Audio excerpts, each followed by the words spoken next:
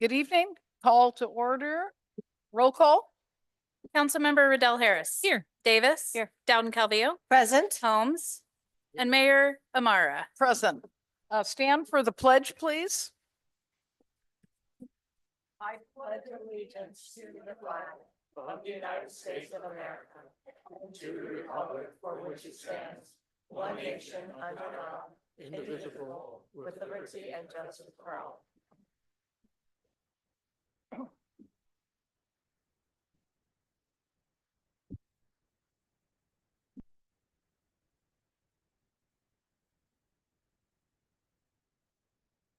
Oh, you first. Thank you. So good evening.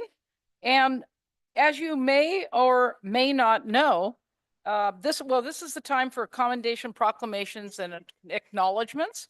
And as you may or may not know, February is Black History Month. So with that, I have a lengthy proclamation that will give you a little history, and I hope you'll listen close and honor our Black History Month. So I'll have my Vice Mayor read the first part of the proclamation. All right, City of Auburn proclamation for Black History Month. Whereas this month, we pay homage to the rich history and contributions of Black Americans who have shaped our state and nation in countless ways through centuries of struggle and triumph.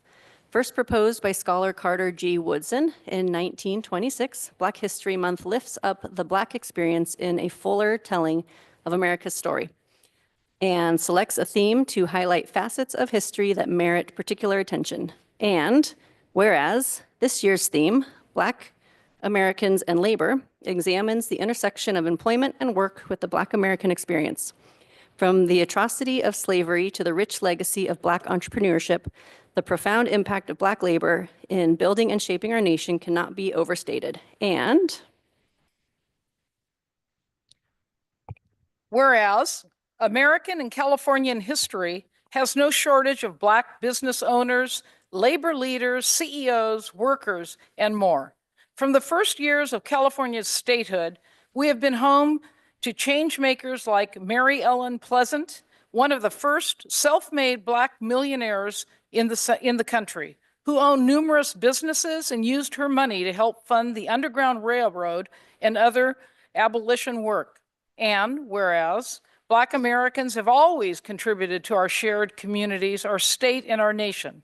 In every role, from labor leaders to essential workers to CEOs, Black Californians have helped make this state the 5th largest economy in the world. Is that true still? And a leader in the workers' rights, and a state that stands for and supports workers and work across the board. Whereas during Black History Month, let us reflect on our shared history and draw inspiration from the progress made as we continue together on the path toward equity, liberty, and opportunity for all. Now, therefore, I, Sandra Amara, Mayor of the City of Auburn, on behalf of the City Council, do hereby proclaim February 2025 as Black History Month.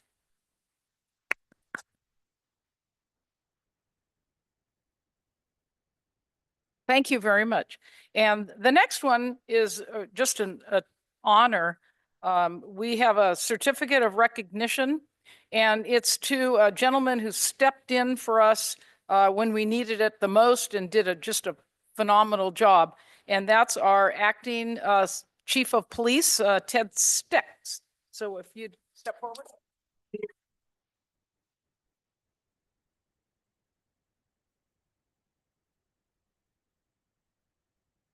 Good evening. So this is a certificate of recognition from the mayor and city council to you, Ted, for your time at the City of Auburn as interim police chief. Your professionalism, exemplary service, and vision for the Auburn Police Department have been invaluable. We are deeply grateful for your contributions to the safety and well-being of our community while guiding the department through a time of transition that has made a lasting impact. So we really appreciate all you have done, and I know our city manager would like to say some words as well. Okay, Thank you very much. thank you. Appreciate it. Thank you. Yeah, I just wanted to say thanks to Ted for stepping in when former Chief Canan left. Ted actually was recommended by Canan and then also by our former interim city manager, Joan Felipe, both not knowing that they both recommended the same guy for this job.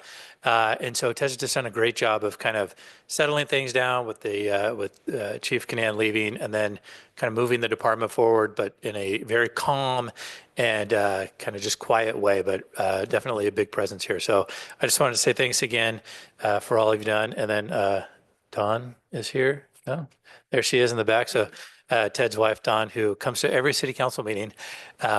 He rented an apartment here, so he lived in the city, really kind of ingrained himself in the community. So, And the best part, I want to interrupt you, the best before I forget, is he took up pickleball.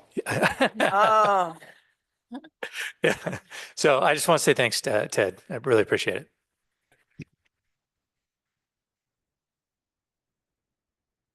Yeah, thank you. It's been my pleasure serving all of you here in Auburn.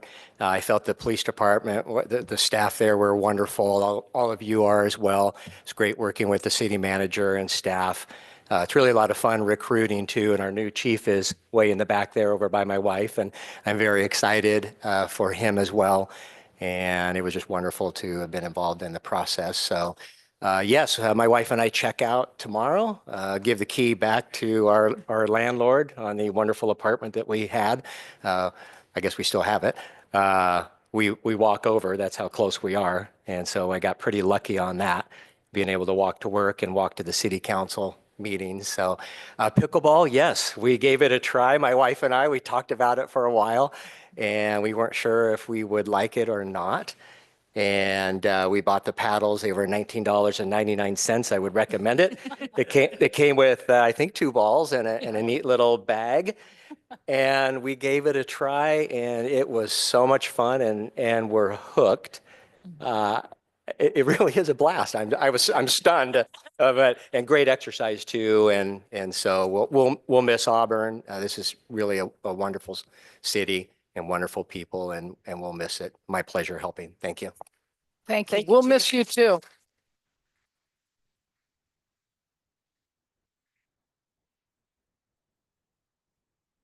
Thank you. The next item is adoption of the agenda. This is the time set aside for council members and/or the public to ask for removal, postponement, or a change to the listed sequence of an agenda item.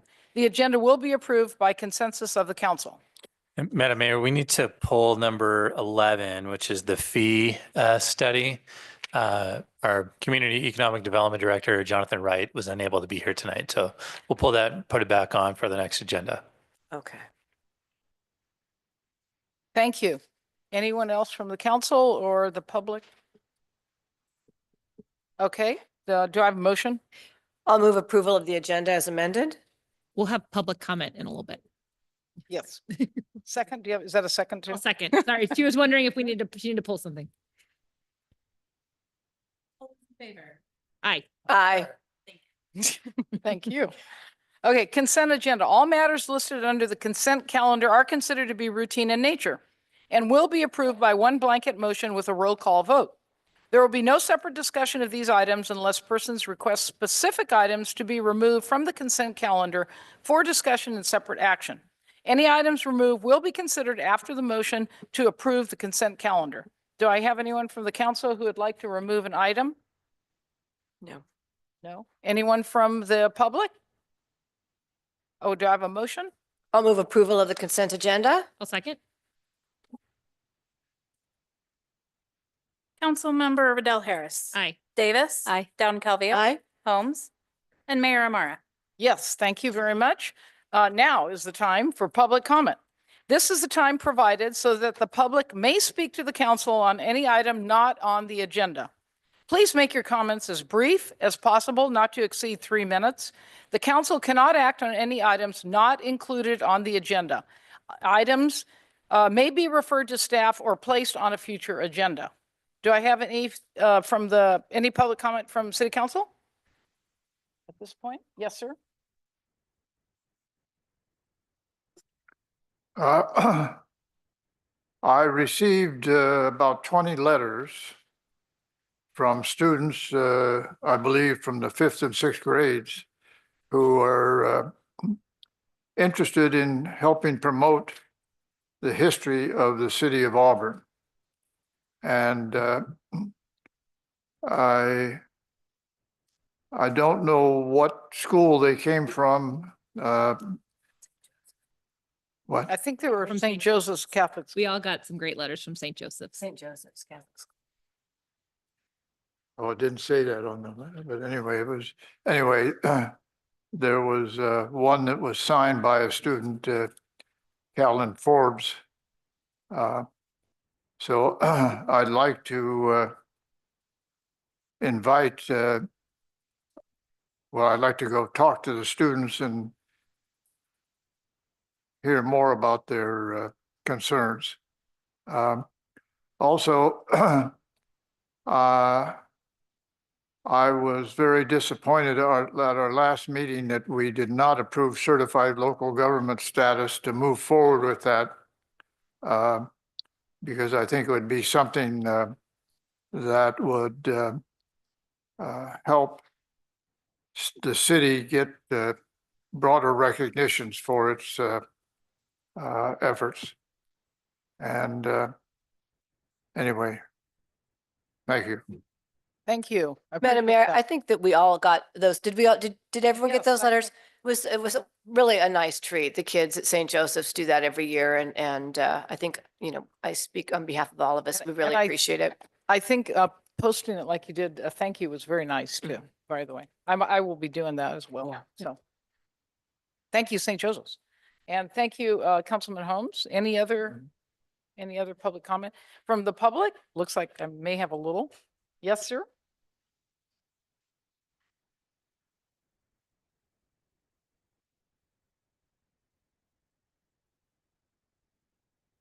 Good evening.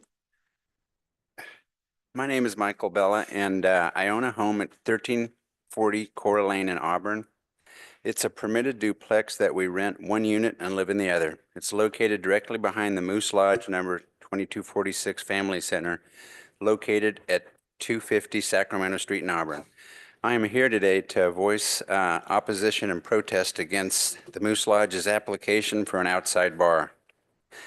There are 5 homes that share a property line with the Moose Lodge, and many other homes that will be and currently are negatively affected by their noise in the form of loud conversation, yelling, screaming, swearing, fighting, and standard drunken conduct that would be significantly worse if this application were approved. Our home is the closest property to the patio deck area this application request references. We're approximately 15 feet away from this area and 5 feet away from their horseshoe pits. The patio deck area is located on their second floor with a roof that overhangs the deck, which causes all the noise from their deck to be amplified and directed into my backyard and house and into our neighborhood. Having a karaoke jukebox pool table mixed with drinking alcohol is a recipe for even louder noise.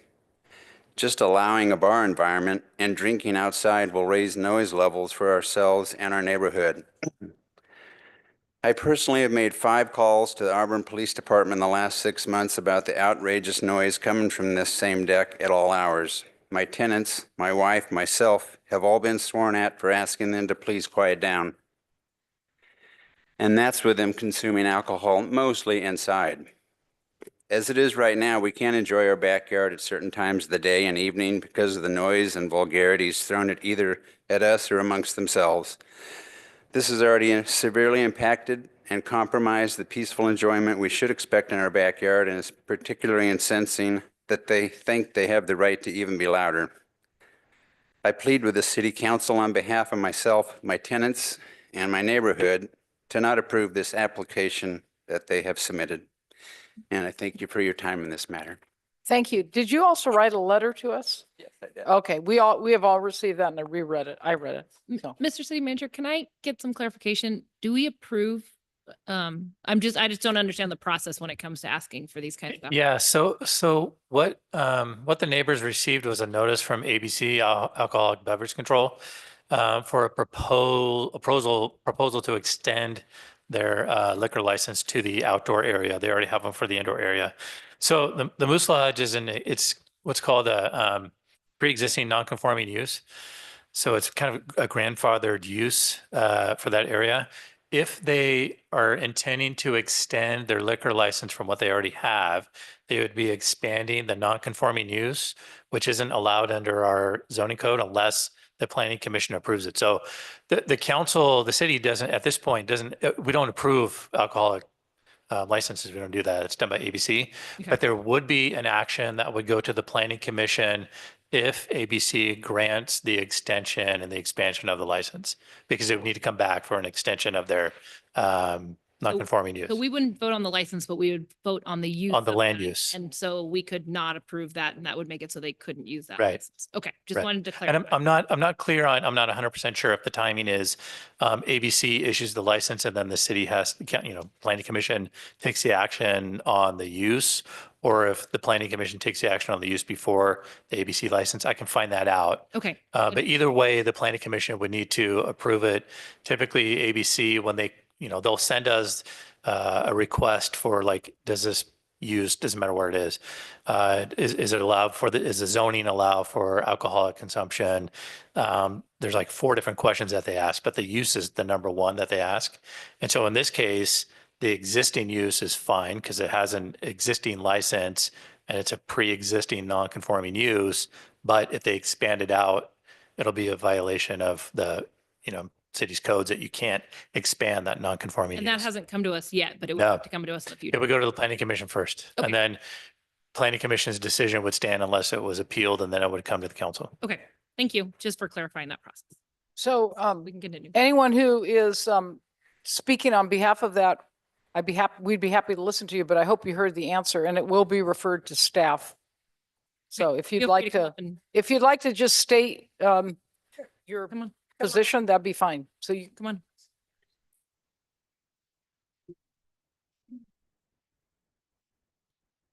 Good evening. Thank you for your time. My name is Chase Morgan. I've loved living in Auburn for the past 6 years, and I've been thrilled to work with the city of Auburn through my involvement and former presidency of the Auburn Aviation Association. I'm also here to discuss the applied permit for the expansion of the Moose Lodge. While the values and intentions of the Moose organization are written to encourage the fraternal and social unity, benevolence, and charity among the members of the order, and it is a nonprofit organization, not a bar, not a place of consumption. The alignment of numerous individuals to these values have not been demonstrated. If the use of the center was held to the standards set forth by their charter and kept to the hours posted, this would not be an issue. The volume and conduct on work nights exceeds what should be reasonably tolerated so close to our neighborhood. On summer nights, we are not even able to open our windows and enjoy the fresh air due to the constant stream of conversation, smoking, yelling, horseshoes, amongst other noises. The behavior on the back patio of the Moose Lodge is consistent with that of a rowdy dive bar. When I'm out of the country for work, my wife feels intimidated by their numbers and belligerent conduct. Threats to the safety of our dog and us have been lobbed over the fence by members of the Moose Lodge. Members peeping into our yard and conversing about our activities make enjoying our yard difficult. That is not to say that this is not the behavior of the majority of the members of the Moose Lodge. This is a situation where the few are consistently ruining it for the many. The hours they keep outside of the hours permitted are an unreasonable burden to their neighbors in the adjacent neighborhood. I understand that they're grandfathered into zoning, but extending permissions further will embolden the unfortunate conduct of some of the members. When the behavior of the individuals in this organization is already consistently disruptive and problematic, how would extending the permission to the outside area they're already using without permitting benefit the community? Thank you. Thank you. It's working. Good. Is there any other public comment? Thank you. Mr. City Do Manager. you want to say your name and just say what you're for? Okay, thank you. I had one more question on this Sure. topic. When it comes to them, the hours, our quiet hours, that we have throughout the city and the complaints to the police department, could you follow up on that too and give us a little bit more information on that? if Yeah, you're willing to? yeah, well, for sure. Thank you. I will say too that the ABC has received the same the same complaints that council has received. Those have been forwarded to ABC, so they're also seeing those same emails that you all see. Okay, thank you. Thank you. And I too am concerned about I think there's been 6 calls, and if it continues, hopefully we can follow up a little bit on Yeah, that. sure. Is there also a way to make sure the planning commission is also aware of these public, like, is there a process that they don't have to double comment, or how can these comments So get if passed it- to if- planning? If it ends up at the planning commission to extend the non-conforming use, it'll be through a public hearing, and then folks will be able to come and comment during the public hearing. Unfortunately, it is a double thing, and then if it gets appealed, I don't know, and I'm not saying the planning commission would approve anything or not, but if it did get appealed to the council one way or the other, then there would be another public hearing here, and folks would need to come again, so potentially 3. Multiple Comments. opportunities to. Yeah. be heard. And I'll also add that there will be published notice and notice sent to property owners in the area when those hearings are held. Great. Thank you. So We'll get a copy of that agenda so we can just be aware of when it does come up to the planning commission as well. I think that we get all the agendas, right? So, good. Okay, thank you. did you have a question, Councilman Holmes? No, I have a comment. I want to point out that that building was the home of a very strict Protestant church before It's ironic. it became what it is now. So the thought of anybody drinking alcohol in that building was never thought of before. So, anyway, Well, I'm sure ABC will take that into consideration. yeah. Yes, Yes, want to state your name, please? my name is Pauline Conley. I have a couple of items. One is, I'd like to know if there's any information that you have on any activity from the Immigration and Customs Enforcement. Has that been something that we have noticed in this area? And if you are not the body to know that, who would I get this information from? Okay, I think our city manager can address that. I'm actually going to defer to the police department because it would be coming from the police department. We did see a post, police department did post something on Facebook responding to this kind of a question, but I'll turn it over to Interim Chief Steck and he can respond, or Lieutenant Morrison.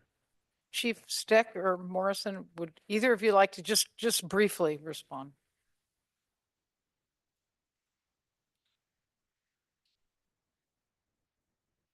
You're not quite done.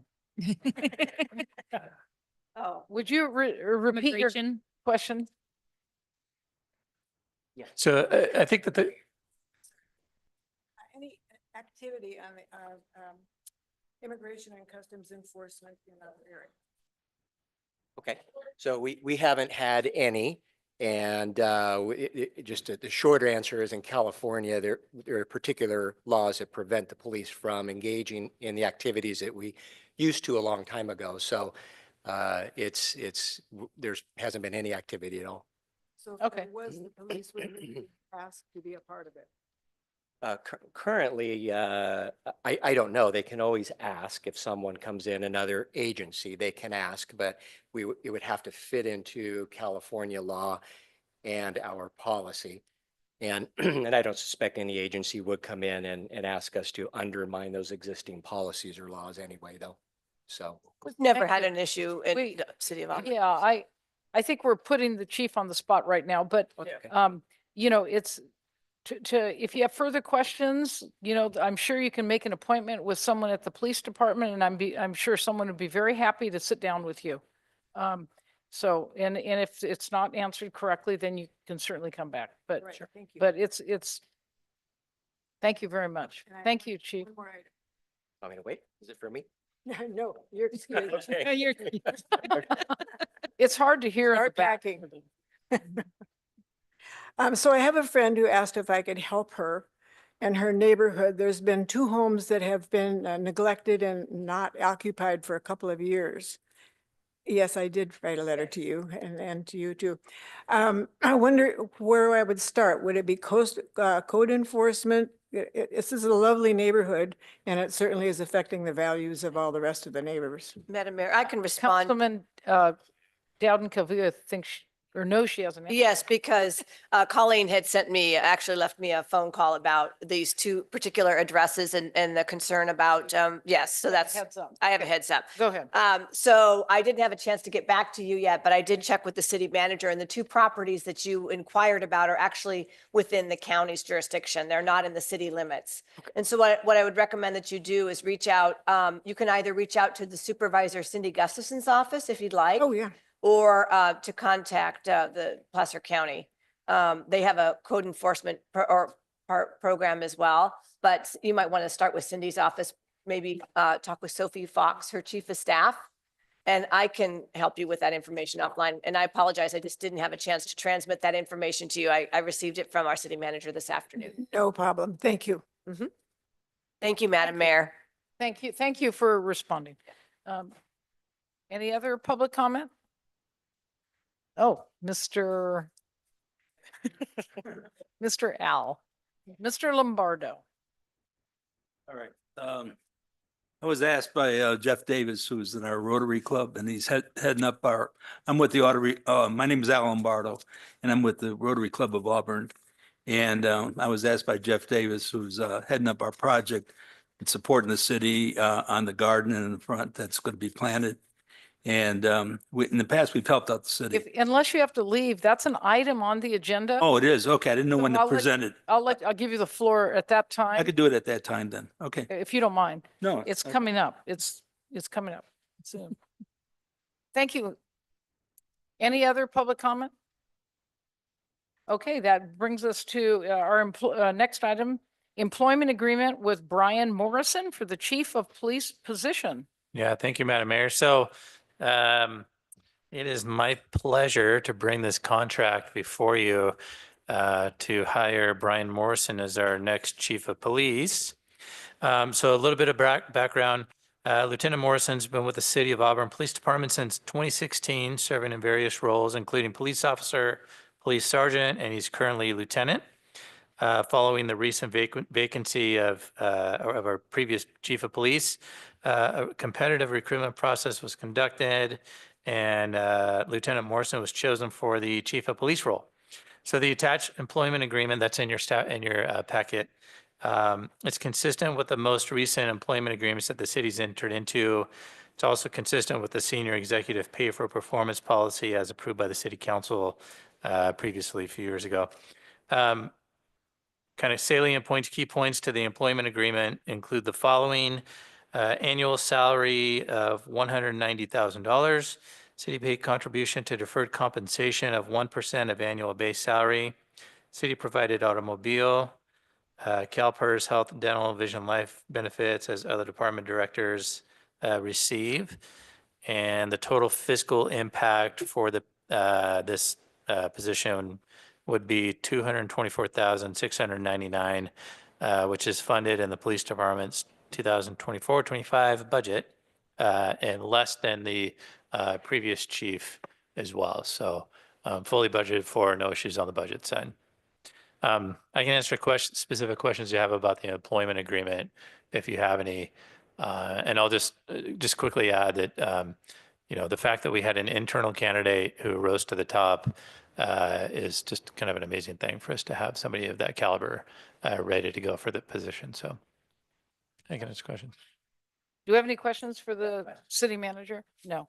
But I have a comment and I'm just thrilled. There's going to be a swearing in tomorrow at 11 o'clock. But I'm very excited. You always see Chief Morrison on the street. He's very likable. His staff loves him. He's easy to work with, and I'm sure he'll do a wonderful job. Very, very excited. So, and anyone else here on? Council? Looking forward to the swearing in tomorrow. Okay, I Yeah. can't make it, but I'm really excited that we have a great new police chief. thank you. Okay, do I have a, Public motion? comment. Comment. oh, public comment? Do I have a motion? Madam Mayor, I'll move by resolution to approve and authorize the city manager enter into an employment agreement with Brian Morrison for the position of Chief of Police of the City of Auburn. I'll second. Councilmember Riddell Harris. Aye. Davis. Aye. Dowden Calveo. Aye. Holmes Aye. and Mayor Ramara. Yes, thank you very much. That passes. SACOG 2025 blueprint.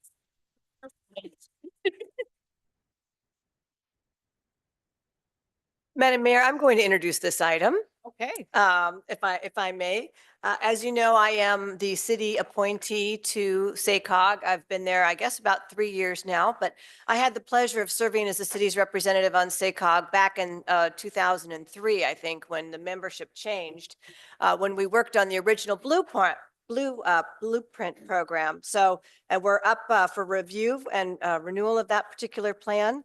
James Corliss is our executive director from SACOG. He does a fantastic job for us, advocating for us all on a regional level. SACOG has 6 counties, and so it's a lot. We've got a very a great board and lots of important issues in transportation, and so it's my pleasure to introduce James and thank him for being here today. So. Well, thank you very much. thank you. Great to be here again, James Corliss. I just want to, so thank you, Councilmember Dowden Cavillo, Mayor Mara, council members. Great to be in front of you. I think I was actually last in front of you 2 years ago over Zoom with a big kind of like head on the screen. So it's nice to be here in person. Nice to be up in Auburn. I want to point out our fantastic staff. Hannah Shuden from SACOG is in the back here. Also Corey Peterson from PCTPA. And Corey's here just to show you the level of coordination that we have with PCTPA, Placer County Transportation Planning Agency. So I'm going to run you through a little bit of an update of our long-range plan. One of the things that we do as an agency, one of the more important things we do as an agency is develop a long-range plan for the entire 6-county region. I'm remembering down as forward, but okay. All right. So here is here's the map. This is the region that the Sacramento Area Council of Governments represents. As Councilmember Dowden Cavillo said, 6 counties, 22 cities. And one of the things that is really special about the table that everybody sits around on is everybody sits around. Every single city and every county is represented on our Council of Governments. Everybody from Auburn to the city of Sacramento and Sacramento County to Wheatland and Colfax and Live Oak and Ileton and the Delta. Everybody's around that table twice a month. So we have our plan that is framed, and this is a plan to look out to the year 2050. So it's really looking 25 years into the future, and it's looking at transportation, infrastructure, land use, jobs, housing. How are we going to grow as a region? How do we guide our infrastructure investments? How do we make sure that we have, we promote equity and economic prosperity and a sustainable and clean environment? So we've done a lot of work in the last couple of years. We're heading towards adoption of this long-range plan in this November, this fall. And we want to just share a few things. We've done actually more outreach and engagement on the vision for the future for this region than we've ever done before. We've done all kinds of outreach and engagement from a 6-county scientific poll to focus groups in both English and Spanish to a survey that was administered, over 4,000 surveys, to pop-ups, events in every county and almost every jurisdiction. And here's the sort of themes that we heard back from all of this. Basically, interestingly, we went out really talking about transportation, and the thing that we heard back from people across the region almost unanimously is housing, housing, housing. So on top of people's mind is a shortage of housing, a lack of housing options, a lack of affordable housing, concerns about having their kids and their grandchildren be able to afford to still live in this region in the future. We also heard a lot of important things about, obviously, transportation, and a big theme there was safety and road safety and pedestrian safety and bicycle safety. Fatalities and injuries have actually ticked up in our region the last few years. We are now sadly above the state average in our fatality and injury rates on our roads and highways.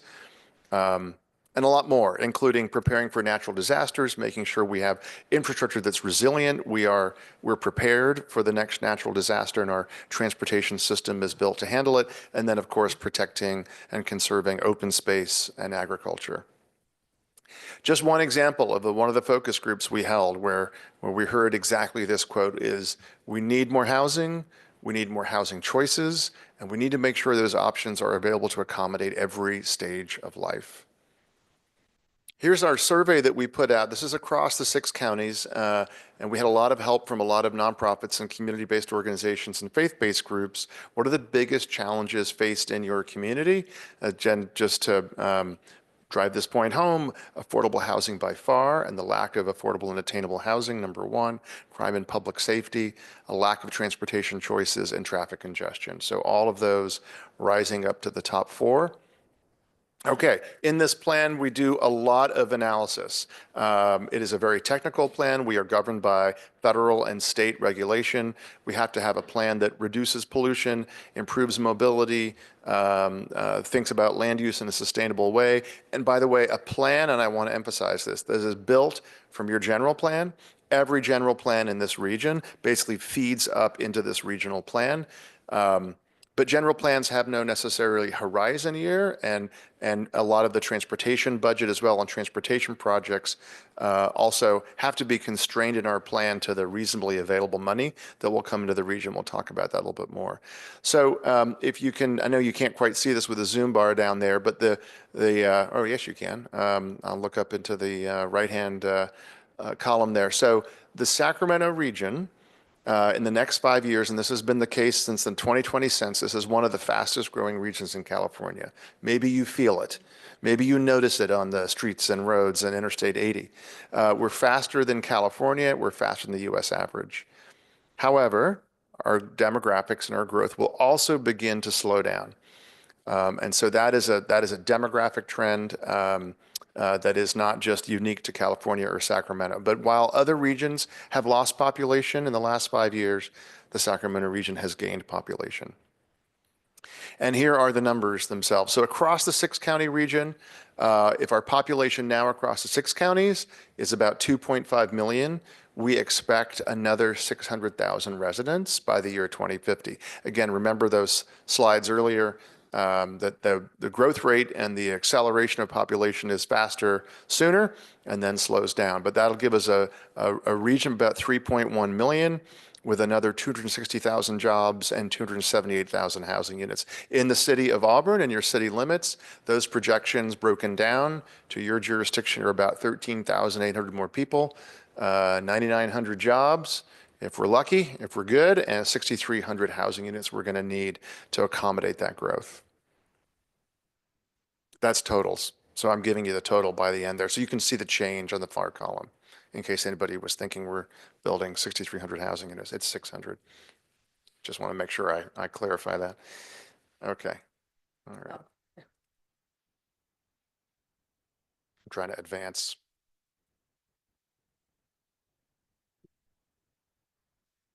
It's a little stuck, I think. Yeah.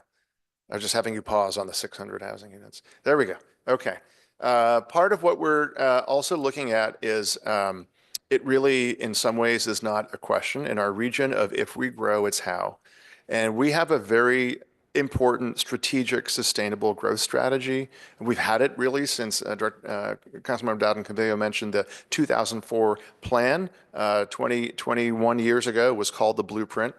And the idea is that we are going to expand into new growth areas. We are, if you can see the blue on this map, there are going to be greenfield and new growth areas that will accommodate about that third of that population increase. So all over the region, there will be new areas. However, we also need to make sure that we can reinvest in existing communities, that we can revitalize old commercial corridors, old and failing strip malls with new housing, revitalize our downtowns.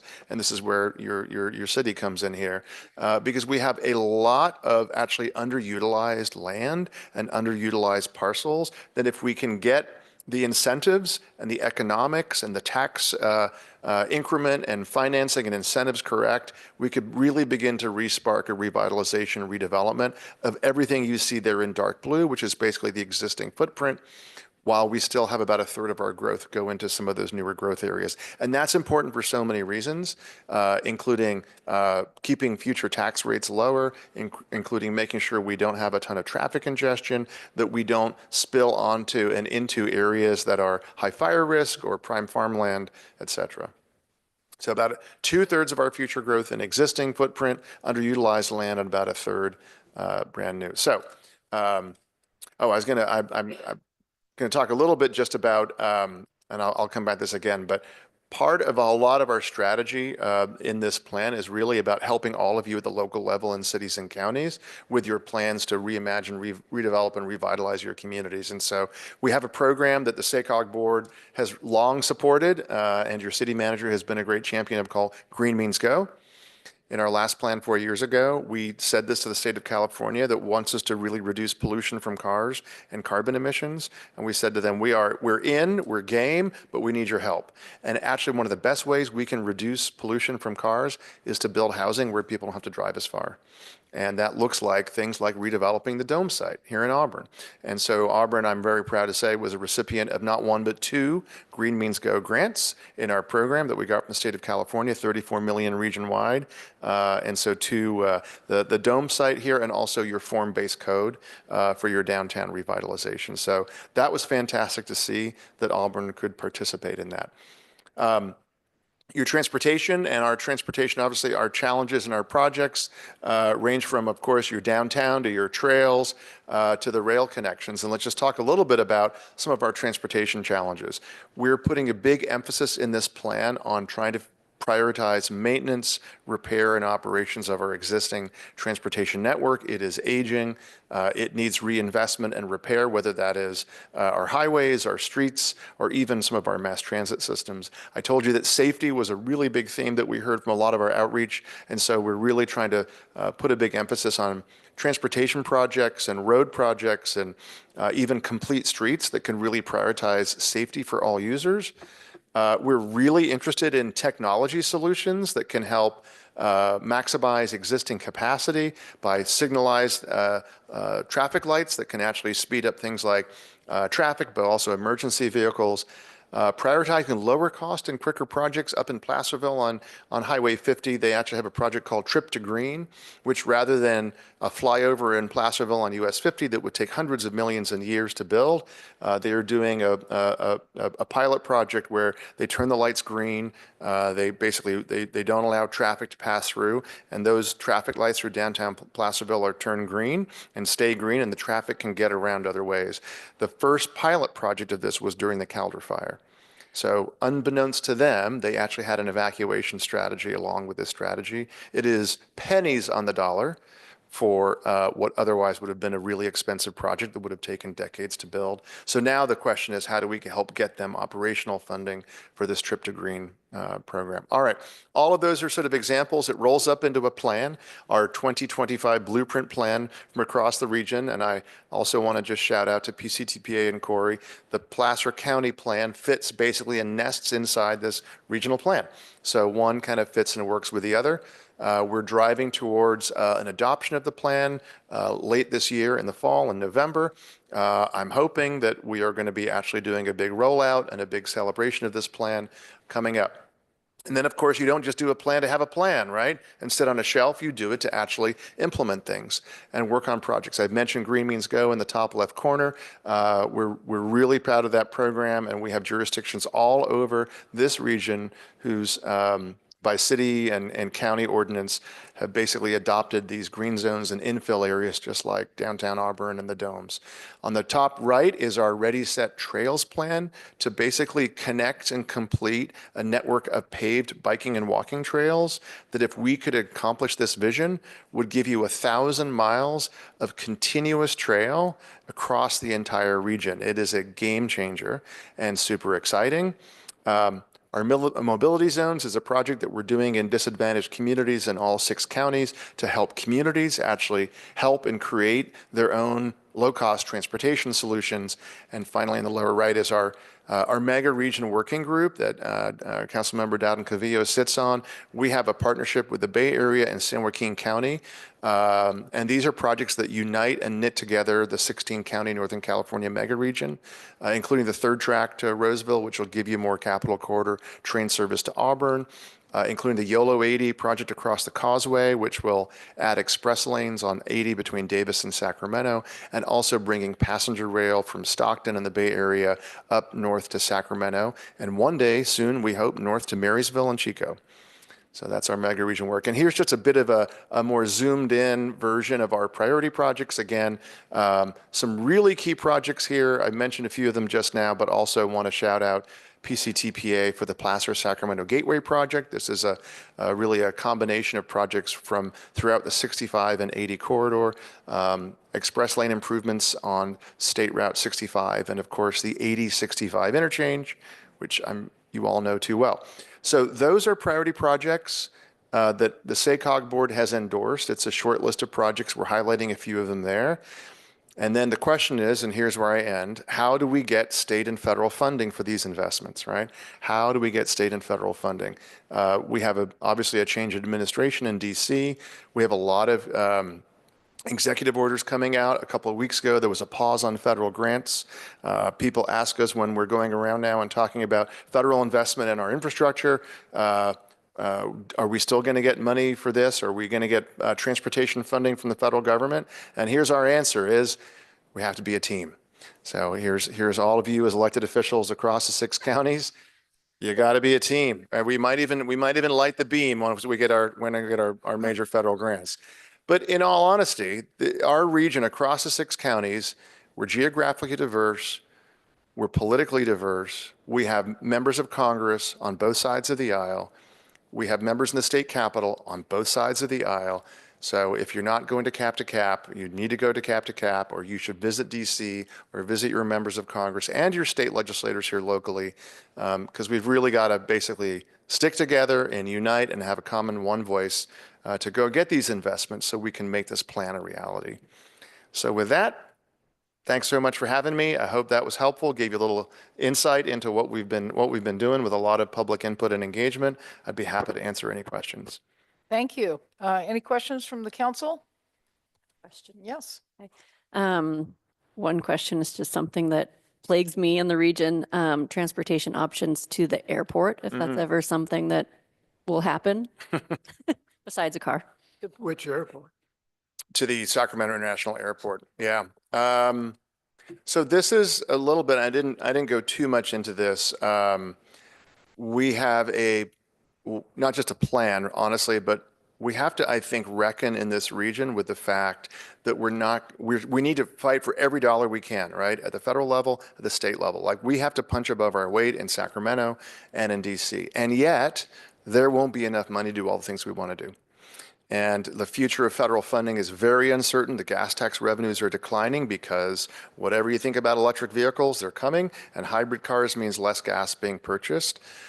So that is all by way of saying we will probably not soon have a light rail to the Sacramento airport. However, we could get really good express bus service that runs down new toll lanes that are cleared of congestion because we set the price at the right level, and we have a brand new regional toll authority that I didn't mention. So it is coming, and I think we can get you a faster bus, faster both in terms of time to the airport, but in terms of years it will take to actually construct. So we'll probably get light rail across the river up to Natomas from downtown Sacramento in the next decade. But I wouldn't hold your breath for light rail just yet, but I think we can get you a bus there sooner and cheaper. I'll take it. I have a comment. That's a good start. Yeah. Yes. I just wanted to say, it's really a pleasure to serve on SACOG. And as James had mentioned, we really do work well as a region and looking out for each other. We have a much stronger voice when we speak together. And I've really seen that at the mega region level as well. And now with the changes in Washington DC, I think we have a really good combination of members, to assist us through that process. So I just can't say enough about SACOG. I think they've done great things. We've received almost $1 million in Green Means Go grants here at the City of Auburn. So very grateful for that. And thank you very much, James. I have a question. On your complete streets, can you describe that a little bit? Is that just a pedestrian, car and bike? It's basically with the right context, right? So you don't necessarily have to put sidewalks everywhere or bike lanes everywhere, but the right context, when you're redoing a street, when you're repaving and rebuilding and redesigning, you're trying to make sure that everybody has accommodation, wheelchair users, cyclists, pedestrians. So yeah, you're trying to make sure that it doesn't feel unsafe for any user of the road, whether you're in a car or outside a car. So, but bike lanes, a lot of them that I see in Roseville look very unsafe, and I don't see a lot of people using them because there's cars zigging in and out. That is a big part of Complete Streets, is to make sure that you're taking into that context into account. So yeah, if you have 45, 50 mile an hour traffic whizzing by you, a 3-foot bike lane won't feel good. So it can't be a formula, right? There's no one size fits all for it. So if you have high speed traffic, you're going to need to think about some separation between obviously a sidewalk is some separation, but for the bike lane in particular. So bollards, lower cost, the sort of plastic treatments of things that will just at least feel like you got a little separation, especially when the traffic speeds get above 30, 40 miles an hour. I agree. And Highway 49 is a perfect example that needs some sort of separation. And there's a lot of work going on there, right, Corey, on Highway 49. For the keep helping. bikes. Stay tuned. I know sidewalks, not bikes though. But, yes. Yeah, okay, question? Thanks. Thank you for your presentation. It was really interesting and insightful to see that. And it's nice to see everyone's working together. As far as the map on kind of where the future is going in population and also housing, if we're pushing for more and more housing and our population is going to go down, is there any concern that we're creating a bunch of housing now that won't necessarily be utilized in the future? We don't have that concern because what I didn't show you was the last 20 years where housing starts dropped so precipitously that we're still frankly trying to make that up. One of the reasons we're having a bit of a housing market issue, there's lots of reasons, right? Like supply chain and labor cost and everything else, but we're still actually trying to make up a lot of lost time during the Great Recession for about a decade. So we need to be producing, just to meet our current kind of population, about 11,000 housing units a year. We were down at 3, 4, 5,000. We got back to 7,000 in the early 2020s. And I think last year, for the first time, we just surpassed 11 again, which is what we were doing on a pretty consistent basis across 6 counties in the 2000s before the Great Recession. The market is not perfect, but the market should understand those future demographic shifts and correct accordingly. The other problem is we're not building enough attached housing or a first-time home buyer product for, again, all kinds of reasons that home builders and everybody else can tell you about, but we're producing sort of at certain ends of the market, but not for everyone. Yeah, that was going to be my next question. Are we getting the right kind of housing? And it sounds like maybe not entirely at this point. Our demographic projections, which show smaller household sizes, and show, people living longer but in smaller housing units, and then people, of course, not wanting to give up a low interest rate mortgage or forgo your property tax through Prop 13, right? But still, there's going to be a coming shift where people need to downsize, and we need to provide, or younger folks need a very affordable, first time, small footprint place to actually own and build up some equity. And those, it's getting better. Again, the last couple of years of numbers have been better, but we're not building enough of that kind of product. Thank you. Yes. One more question. In terms of bikes, and my reputation preceded me as the bike lady, but in terms of, mentioning the quicker projects, are there ways that we can interface with SACOG better to, we have our ATP also in process, and Yeah. I would love to get some of those projects done or, started, that we could interface better to get funding or to get some of our, small things done or big things. Yes. The answer is yes, yes, and yes. So I would say, you know, working with PCTPA very closely. So they have access to a lot of the transportation funding, but we also have a federal program, which are now our federal transportation funds are going to have to be 6 counties. That's been a change, as Councilmember Dowden Cavillo knows. Over the last few years, we got through it, and we do have some smaller programs that can do things like what we call quick builds. One I love is in downtown Marysville. They wanted to experiment with the traffic circle, but they didn't want to spend years on an environmental impact report and everything else. So we literally there's a tractor tire on a street where they're just experiment. They're testing something out. And if it doesn't work, we can get rid of it, right? So we don't often think that way in transportation, but just trying to do things that are quick, that are nimble, we can learn from and get them in the ground faster than your typical 10 to 20 year process would be good. So yes. Do you have anybody that's helping with quick builds or? Yeah, we'll get items? you that information for sure between ourselves and PCTPA and the great folks in the audience. Yeah. Councilman Holmes? Yes, thank you.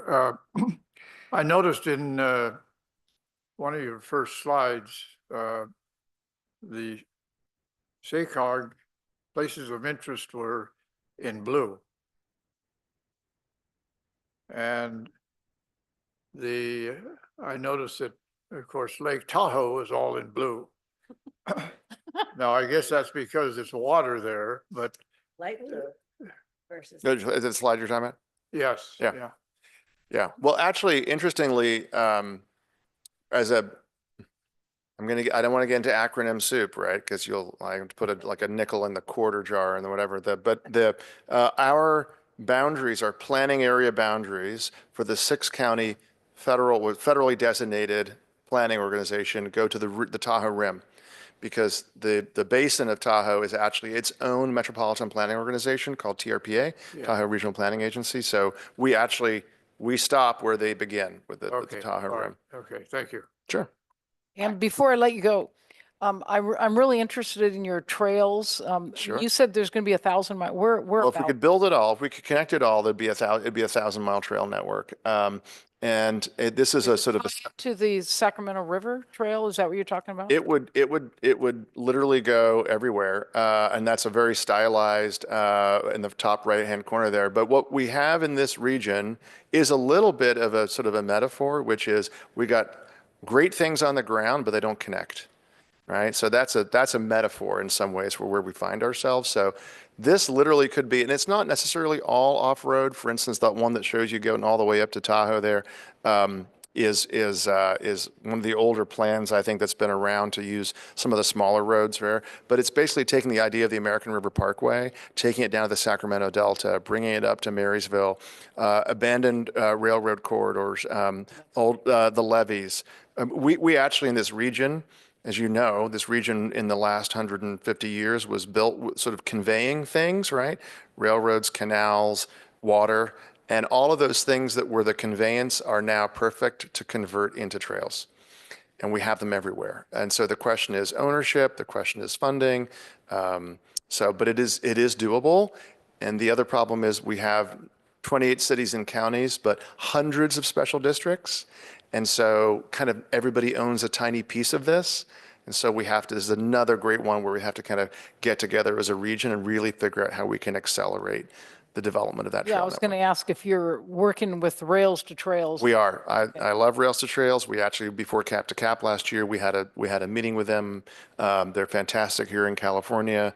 And I know obviously your trail network here and the Western States Trail, like it's fantastic. But imagine if you could entice people. Imagine if someday we had the Amtrak that would stop in Auburn and people would get off on their bikes and actually spend their time and their money up here in Auburn and Placer County because it was such an inviting network of trails. Thank you. Thank you. Appreciate it. Very interesting. And I appreciate you coming, and what you do is wonderful.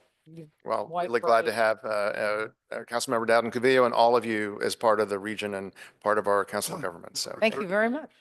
Public have any comments? Oh, Pardon?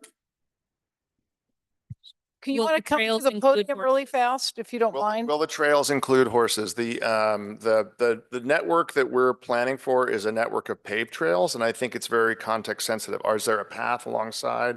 You know, can you do that? We leave that really, we are the convener and the facilitator and the sort of the, you know, we envision this, and then a lot of the local parks districts or whoever has jurisdiction, that's sort of their call on whether horses are allowed.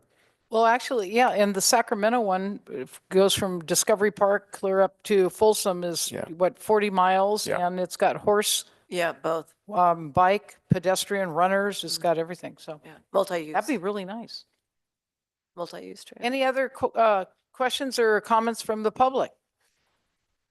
Well, thank you very much for coming. We appreciate it. Thank you. No action. What was that 13 about? I don't know. Okay, so the next item is the City Hall and Police Department lawn project. Receive a presentation from the Sustainability Committee and the committee's proposal to replace the lawn at City Hall and the Police Department with drought-tolerant permaculture landscaping and provide direction to staff and the committee to initiate the project.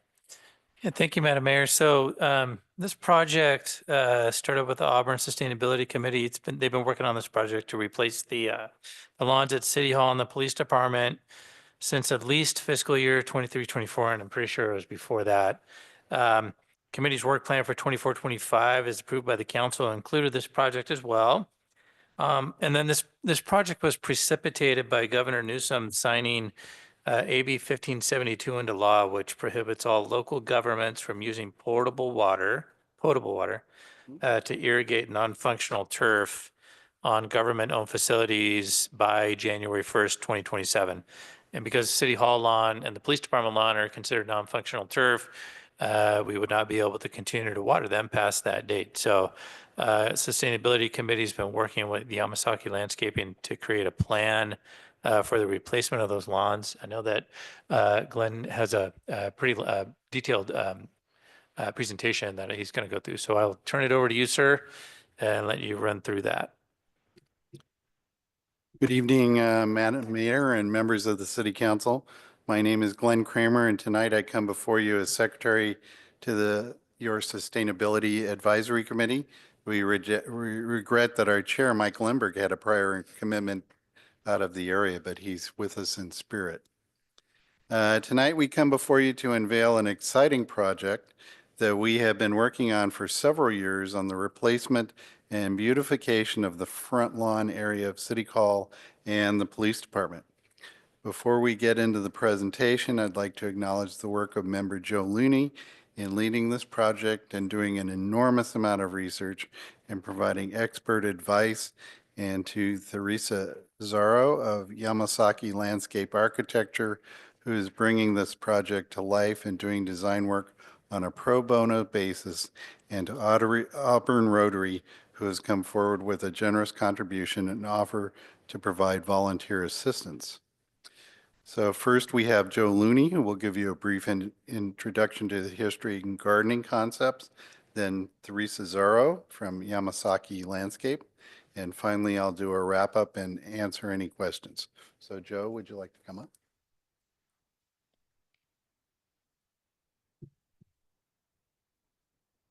Thank you, Glenn.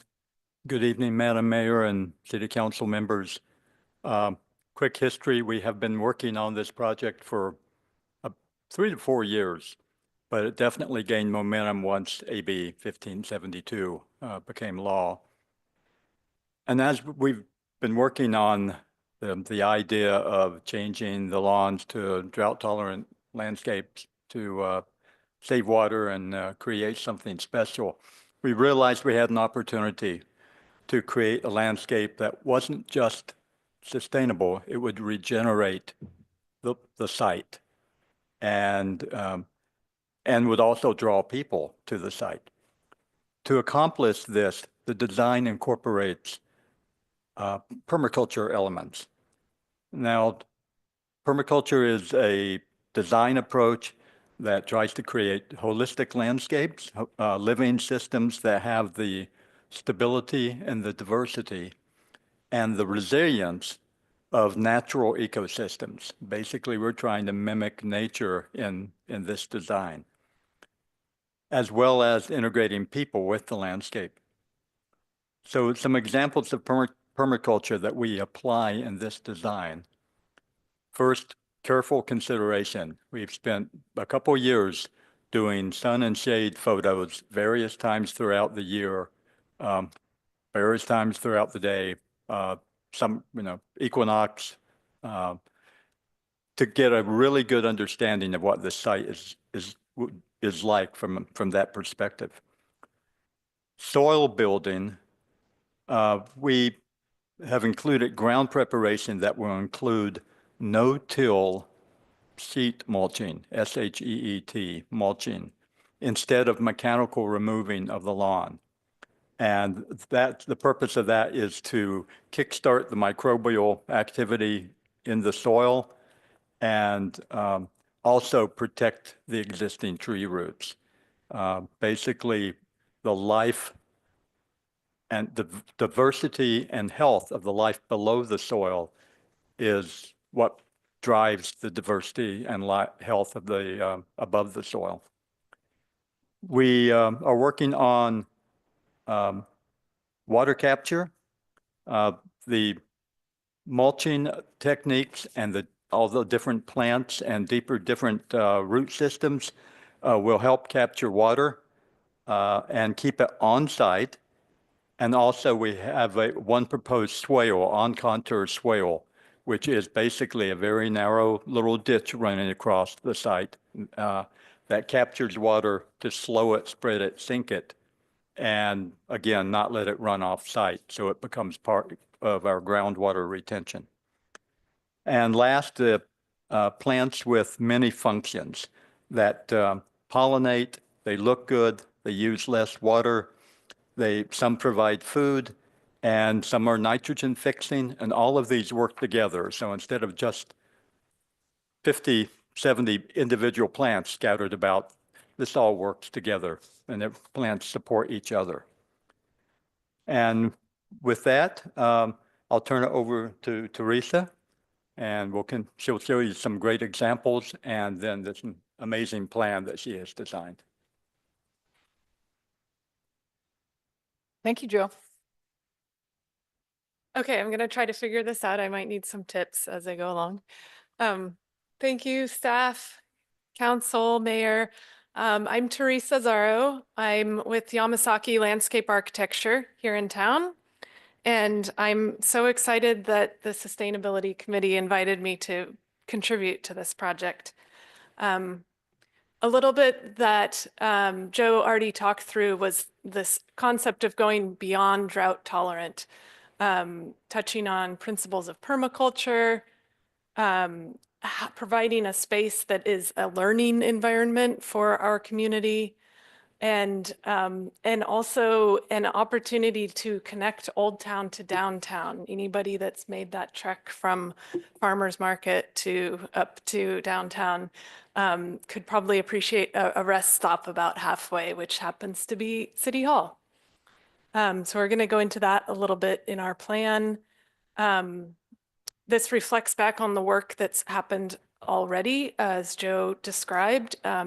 He and the committee have been doing research for a couple of years, visiting other demonstration gardens in the area, and doing research on how other nonprofits have approached this challenge. And again, studying the aspect and microclimate of the space. These are some of the case study spaces that Joe has visited. And our concept plan printed here and up on the screen. I'm going to dive into to zoom into it so you can actually see what's on the plan, starting with the City Hall side. So as we mentioned, we see this as an opportunity to create a garden space that goes way beyond just drought tolerant. We can have a space here that demonstrates principles of permaculture, pollinator habitat, native plantings, food forests, and also really invite our neighbors and community into this, what could be a really important civic space. So to that end, to invite people in, give them spaces to gather and discuss and do civic things, we've provided, oh, is there a laser pointer on here? Yeah. Whoops, I didn't mean to go forward though. Thank you for your patience. We have a decomposed granite path proposed leading from the sidewalk up to the second terrace of the entry walkway. Let me pause to orient you in case you're fresher to this than my eyes. Lincoln Way is at the bottom of this plan. City Hall is this block up at the top of the plan. Everything that's shown in white, black and white, is existing to remain. This project does not touch any existing hardscape. All of the existing vegetation and trees, except for the lawn, are going to remain in place. So now that we're oriented, we also have created or proposed a small civic gathering space here.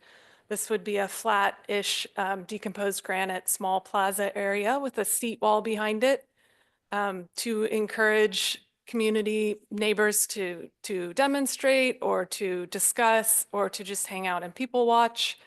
And then the right side of the plan is where we have placed our rest stop or our connector between Old Town and downtown. And this is the Rose Room patio. It's an existing concrete space that is not used very much currently. So we saw it as an opportunity to invite people in by providing amenities like shade umbrellas, seating, bike rack, bike fix-it station, maybe a drinking fountain, and hopefully some interpretive features that would help explain what we're trying to do in this garden. And we would connect an accessible path from the sidewalk up to this patio that would be concrete or sponsored pavers. Let's see, let's move on to the police station side of things. On this side, we're using the same plant palette, the same really organic feel to the style of the landscape. This is where we have that on contour swale that Joe described to demonstrate the idea of keeping stormwater on your site and infiltrating it into the soil. But this area would not necessarily encourage people to come into it and explore around, given the nature of it being the police department's front yard. It's going to be more plantings to enjoy from the sidewalk. This is a really helpful rendering contributed by JK Architecture that shows the whole project from the Rose Room patio at the bottom, all the way up the sidewalk to the police station up here. It shows how the existing trees fit into the site and particularly how the grade change is accommodated with this DG path and seat wall here. Plant material, I can get into the weeds, if you'll pardon the pun, really quickly, talking about plants. With the exception of a few fruiting trees and shrubs that we are proposing, all the rest of the plant material is California native, drought tolerant, providing some sort of habitat value, and also some sort of seasonal interest from berries or flowers or fall color. And some materials and amenities that I already mentioned, a rockery seat wall, a nice aggregate path, some very creative interpretive signage that we might reach out to our arts community to involve in that. Bike rack, fix-it station, and seating and furnishings. We've also threw in a little sketch of what the new City Hall sign could look like We are proposing it in the same location that the current sign is, but incorporating our new logo and possibly pulling in materials from the building. And yeah, that wraps up the plan. I'm going to turn it back to Glenn to speak on his last few points. Yeah, the timing,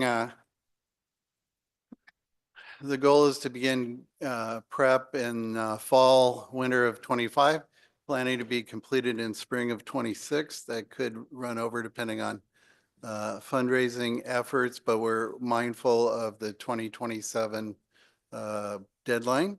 And then maintenance, we're talking with staff, and there really should be no increase in maintenance costs because it's an area that's already being maintained by city staff, and it's likely to produce savings overall because of less water use. So the next steps would be for council to give go-ahead to proceed with fundraising and putting this project together using this design, which is quite spectacular. We were just blown away when we saw it. And we would also present to the Arts Commission to see if they have any ideas to enhance the project, particularly in the area that we're trying to attract people to. And then we'd return to council to get final approval. And along the way, we'll be providing regular reports to staff and council as to our progress. And we'd welcome any questions you might have, and thank you again for the opportunity to put forth this spectacular project. Thank you, Glenn. Did our city manager, did you want to add anything about the fundraising? Yeah, so one of the issues that we have with the committees is there's not a mechanism for the committees to actually fundraise yet.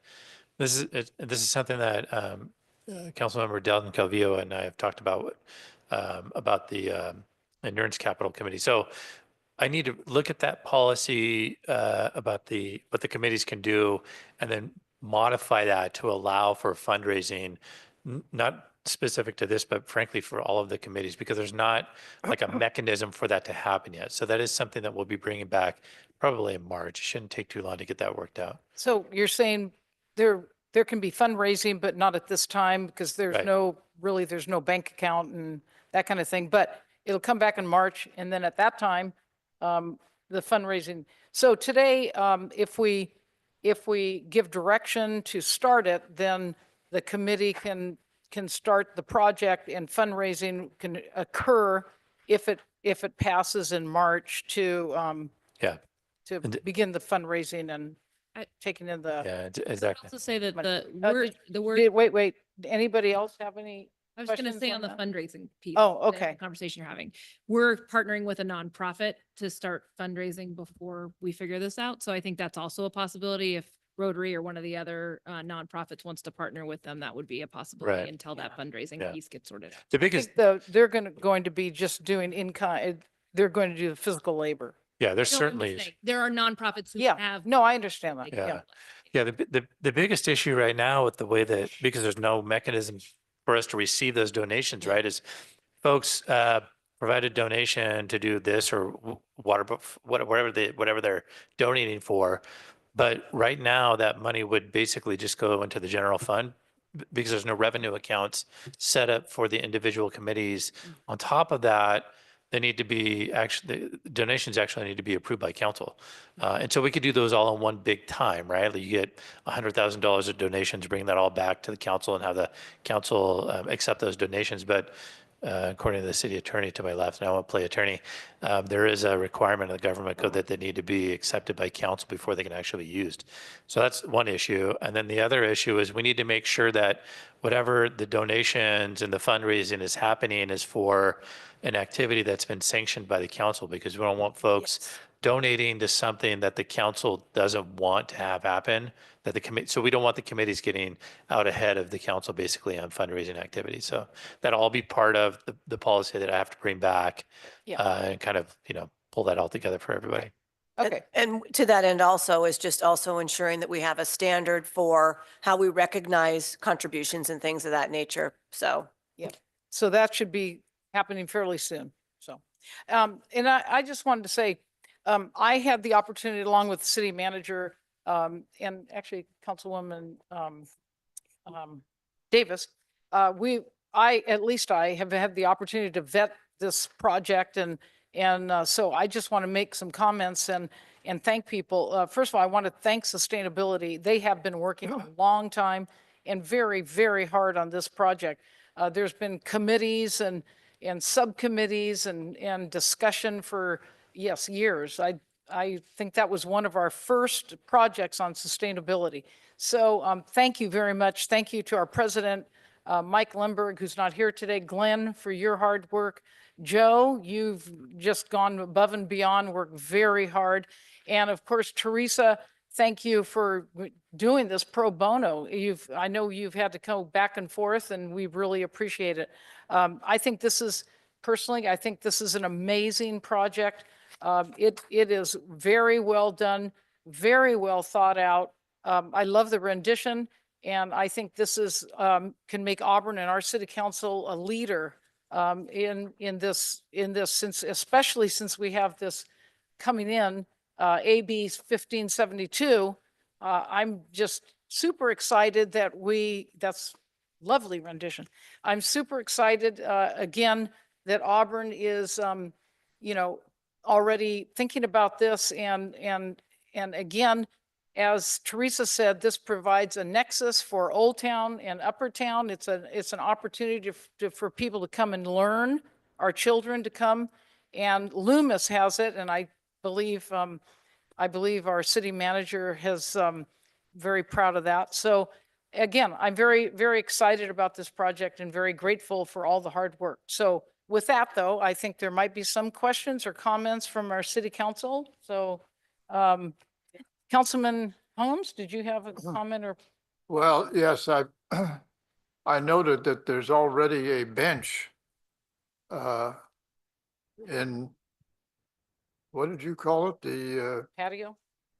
The Rose Rooms patio, Yes, yeah. and that's going to stay there, I guess, so people can sit. Yeah, the answer is yes. She shook her head. Okay. Teresa shook her head, yes. Okay, Council Dowden Cavillo, did you have, Yes. Councilwoman? I had a couple questions or comments. So thank you very much. Appreciate it. And thank you very much for your pro bono work. I really do appreciate that. With regards to the landscape, I wonder if we're incorporating guidelines from Firewise communities, and we talk about the Ember. I know that this building is a brick building, but the police station is wood, right? So have we thought about that? About we're asking our residents to be smart and harden their homes and things like that, and part of that process is the landscaping and having that 5 foot. Right now we have bushes. Again, City Hall is a brick building, I so don't think it's, that rendition, I mean, I think there is I can answer that. yeah. Is that we're not proposing any new landscaping within that 5 foot area. It might be that later on you might want to take out what's there to comply with it, but we're not within the 5 foot. that's just something to think about, though. I'm just, this is a beautiful rendition, and I appreciate the drought resistant plants and the native plants. I love that, the pollinated plants, pollinator gardens. And it's nice to see that you're welcoming folks in, utilizing that patio that isn't utilized at all. It's just kind of hiding there. But I just think about in terms of, new requirements that are coming down the pipeline. Also, we know with regards to being Firewise and the state of California imposing new regulations, those are on the out there as well. So in response to in addition to responding to AB 1572, we just need to think about that as well.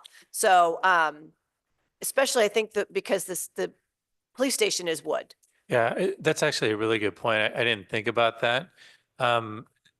Police station for sure because it's wood, but even City Hall because the bushes are right up against the building. Like you don't want bush, even if it's brick, because the vegetation is going to cause potential issues with the brick. So I think that's a great point. Yeah, so It also blocks the windows a little bit too, which is, Also, PCWA is concerned about that and wants us to make sure that we're firewise in that. And so we were careful in not touching the areas within that 5-foot space. And it might be that staff wants to tear some of that out, but Yeah. we didn't touch it. And we would be happy to conform to whatever regulations there are on. I just think that it would be smart. Again, we're asking our residents to do this, and I think that, this is, we should lead by example. So, just within that 5-foot parameter. So you're proposing then that I'd like them, part of the plan be to take out the existing. that's 5 plants feet, that are within 5 feet, right? We're talking about that 5-foot ember zone area, especially the police station. I mean, again, City Hall is brick, but the police station is wood, so. When we can help to fund that piece, because that's important for us as a city. If we want to fund that piece and get the aggregate or gravel, I don't know what we put in normally goes in place of it, but I think it seems to make more sense to do it while we're doing it versus coming back and Exactly. messing That's with my it. whole I don't wanna point. make it- Once they make it all Yeah. look pretty, I don't want to go back and bring Yeah. in things to rip those stuff out and mess. with it. Exactly. Well, that's my whole point in bringing this up, is that if we're looking to make changes, now is the time to do that. And so, And I think that's fair, what Councilwoman Riddell Harris says, that the city should help fund that piece. that 5-foot parameter. The other thing is I know that in the Sustainability Committee's fundraising efforts, I think that you weren't including the water bottle filling station. I did want to say that the Endurance Capital Committee has been tasked with, so it was sort of a pilot project, but we've adopted it really, of finding places throughout the city and funding the installation of a water bottle filling station. There is one there. You didn't see it? Oh, I don't think it was included in the fundraising efforts when I read Oh, through the not paper. But it was on the. Yes, I saw where they wanted to put it. Oh. But my comment was that I think they weren't looking to raise funds for that piece. So what I wanted to say is that the Endurance Capital Committee might take that on. And so I would like to bring that to them, and then as a potential to look at putting a water bottle filling station there. They will also be looking for additional opportunities to raise funds.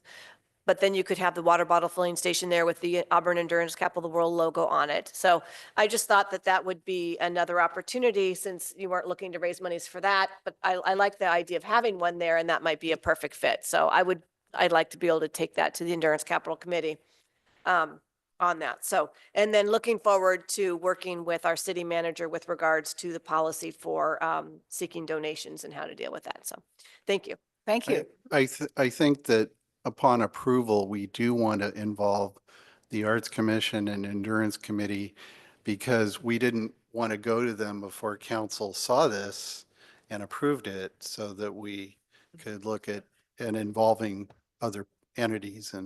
And I sit on the Endurance Capital Committee, Good. so that's why I thought I would bring it to them. There we go. Water bottle filling station. Thank you, Madam Mayor. Perfect. Thank you. Councilwoman Davis. Thank you. I just want to echo, Are you hyphenated too? no, just, Oh, Da- yay. just Sorry. Davis. Echo our appreciation to the Sustainability Advisory Committee, and Teresa, thank you so much. This plan is gorgeous. Knowing many of these plans, I could just picture the vibrant color and the life that it'll bring. So I think this is gorgeous. My one question or feedback, being the bike person, is we may want to just rotate the location of the rack so bikes can roll in and out, not being blocked. And, I know this is not a permanent thing that's going in right now, but make it known now that we should shift it somewhere else and not have a wave rack. That's my only feedback. It's just the location of that. Harris? Thank you. I'm just going to echo what everyone else has said. This is a great plan. It's beautiful. I think that it'll be really enjoyed by everyone. I know that we already do educational field trips here for the schools, so it'd be nice if they could visit the classroom and go outside and check out the garden and learn about that too, since they're already coming here. So it's a great location. So super supportive of this. I had a couple questions. Are we getting a PCWA rebate for taking out grass? I know they have. Is that what we're part Right, of? we're up to $15,000 is available. And actually, once we get approved, we're going to go to them and ask for more to help because this is a showcase project. Okay, great. That's perfect. I also would recommend the Youth Advisory Commission might be interested in doing some stuff and being involved because they're super excited and they might be involved if there's work days or something. The kids always love to be involved in fun stuff. So if there's anything that they can be helpful with or be involved with, help fundraise and things like that, that might be, they have to do a community project. So that might be something for them to help with next year. Yeah, we do have a youth representative on our committee and with Placer High. So that might be a good thing to involve them with. Great. For the space where there's the patio right now, I don't know if there's an opportunity to put anything there that kids could climb on or mess with or anything like it's an interpretive object, and I always like ones that are more natural, like a half of a rock that they can kind of just climb over and things like that. So I don't know if there's anything we could install that would be, because whenever you're sitting there talking and you have kids with you, they always need something to do with themselves or else they'll mess with the things they shouldn't mess with. So if we're planning on having this be a place where people can stop with children, it might be good to have something that they could climb on or mess with. That's just my experience from having 3 children. Trying to make things that are not decorative, but things that we can point them to good things that they can go climb on. And then the last thing was we have a need for communication through the community. And one of the ways that we do that in front of this space is PD tends to bring out this old trailer that is challenging to work with. So I was hoping that because especially during an emergency and things like that, there's a lot of need to direct the community and to let them know what's going on. So I was hoping that while we're messing with the front area, maybe we could bring some electrical out to that decomposed granite place out in front. So maybe we could put a mobile sign there rather than blocking traffic and causing problems with that trailer. It might be nice to have some kind of mobile sign, electronic sign of some kind that we could plug in if there's fires and other things that are going on, that rather than having to worry about having that big trailer blocking that intersection. So that I would, since we're messing with stuff, it's good to kind of plan ahead. It would be great if we could put an electrical unit out there so we don't have to design what it looks like or how it integrates in yet. To plug, some kind of a plug, like for decorations we can too. figure it- a So a decoration- light or Yeah, something. just making sure that we kind of prepare for all the things. Yeah, Christmas decorations would be nice if there was electrical, things like that. It'd be good if we kind of thought that stuff through a little bit too.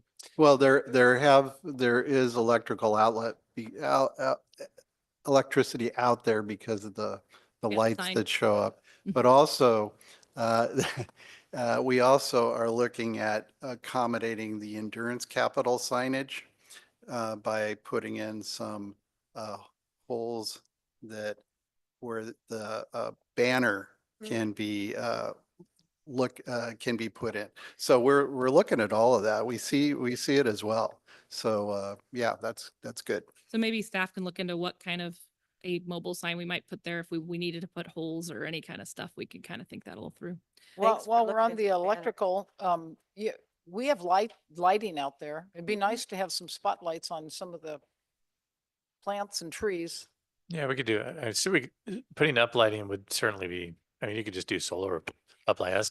That's not a big deal at all. The fact that we already have, asked Mengel the same thing as Glenn was talking about, the light being lit already. So there is power out there. Extending it out and figuring out a way to put a box in is not a big deal at all. It'd be pretty easy to do.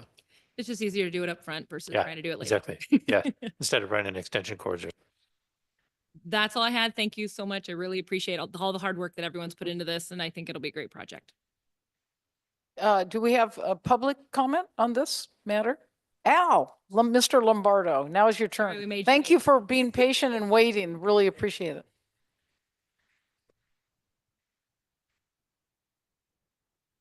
Well, I guess Glenn summed it up pretty well, is that he had one 501c Rotary Club, which is the Rotary Club of Auburn committing to this project. We have a person that's working with the Sustainability Committee, and we've done other projects. We're doing the plastic bags, and which we put a bench out there, which we'll probably be able now with more plastic bags, put a bench out there too. So, and so like I said, we have committed, but now I'm hearing that they don't have the vehicle to pass the money over, and so the message I have to take back would be something like, let's hold off. In other words, commit. And what I would have done is commit the dollars, but don't you pass it over. Yeah, Right, just say, for- yeah, we for a committed short while. X dollars, which we already have done that. So we're going to commit $10,000, but just hold off till they got the mechanism in place. And that's how all the other service clubs should be approached. Just say commit some dollars and then gather it together and off and running. Yeah. All right, so that's my comment. And then one other comment. I used to be on the Economic Development Committee for the city of Auburn. Okay, and one of the things that we discussed, this is the Morrow Road days, and one of the things we discussed ad nauseum is about signage. All right, about people walking and not knowing where things are. All right, so I see we want to use the art committee to put art up there, which is fine, and maybe put the endurance committee. We need signage to say 3 minutes to downtown or We- Old Town. Actually, downtown has a project, and they've been allocated a lot of money for that, and that's coming soon. Okay. Our city manager. Yeah, so part of the ARPA funding is a signage project basically throughout all of town. So it goes downtown, Old Town, and it's like using the new branding, bright colors, a specific symbol for parking to tell people where the parking lots are, like 1 mile to half a mile to whatever. So everything is going to be new, including the old sign that I beat up for at the corner of Auburn Folsom and whatever that street is that you can't see anymore. And So it's completely basically, we're a burned out. step ahead of you, So, Al. okay, well, we worked on it for quite a while, so I guess now you're picking up the pieces. The last thing, before I sit down, or before I leave is, we got people committed to helping you, and I'm one of them too. So, there's boots on the ground, so once you're ready to go, we'll be off and running. Thank you. Well, tell Rotary, thank you. We really appreciate it. Thank you, Al, for conveying that. Ms. Engel?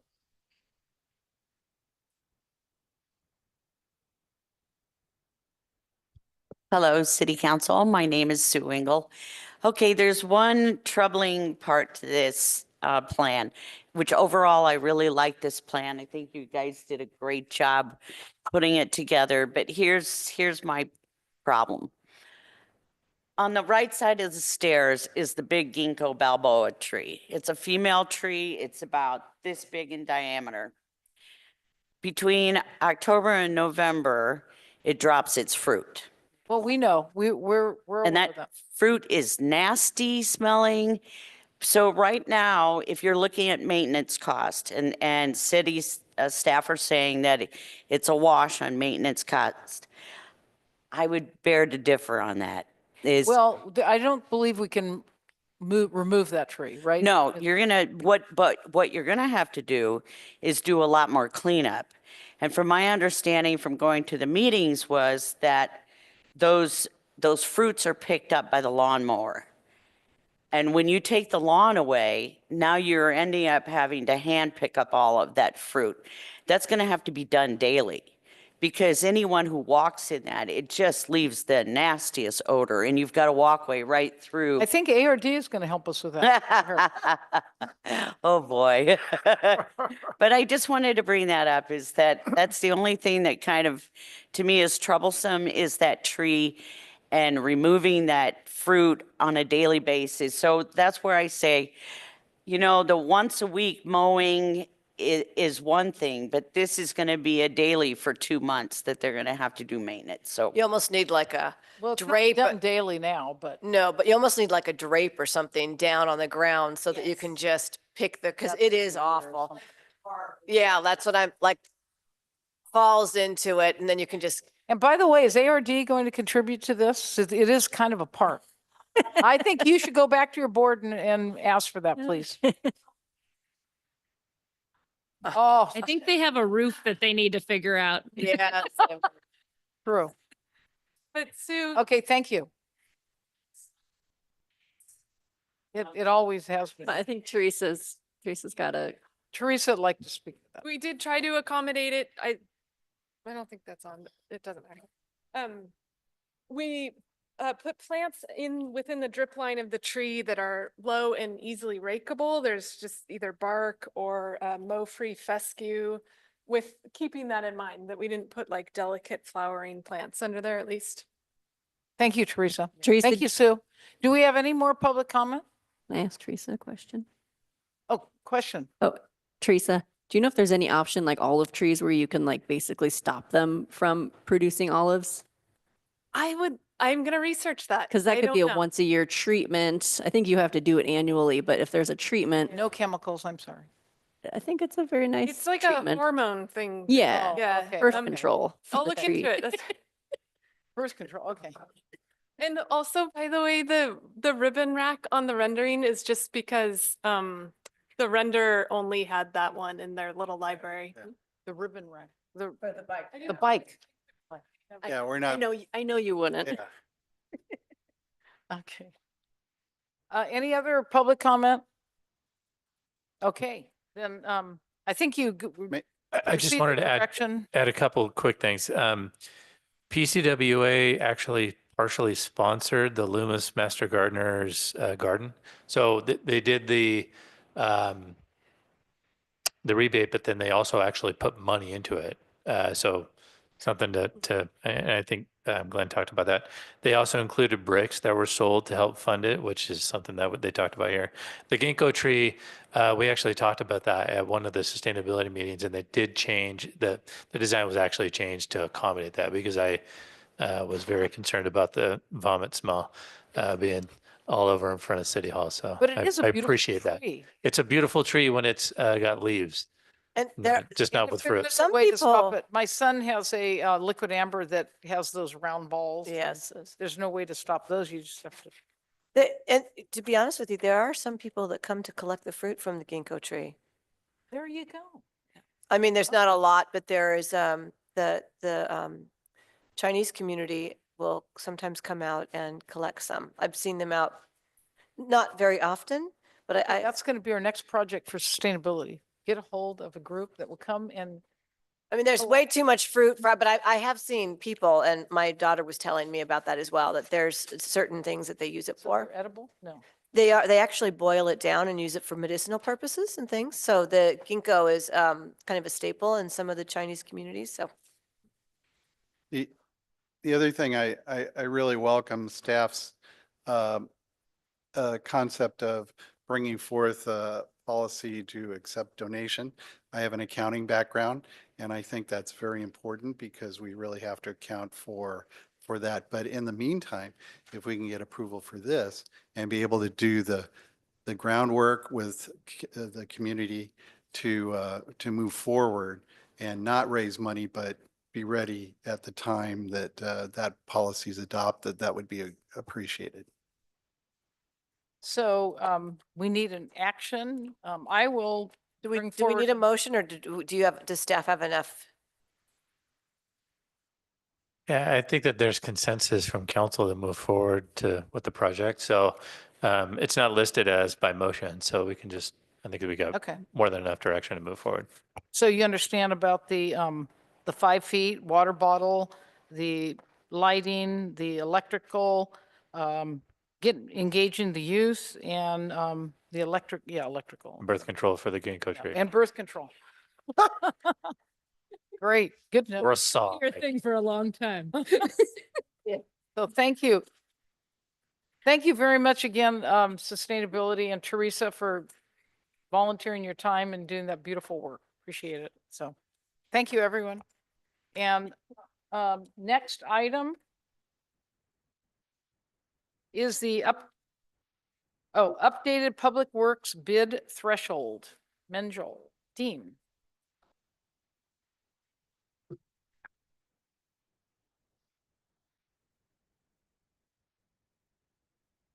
Good evening, Madam Mayor, council members, Lady Lind. This evening before you, we bring to you the update for the Public Works bid threshold.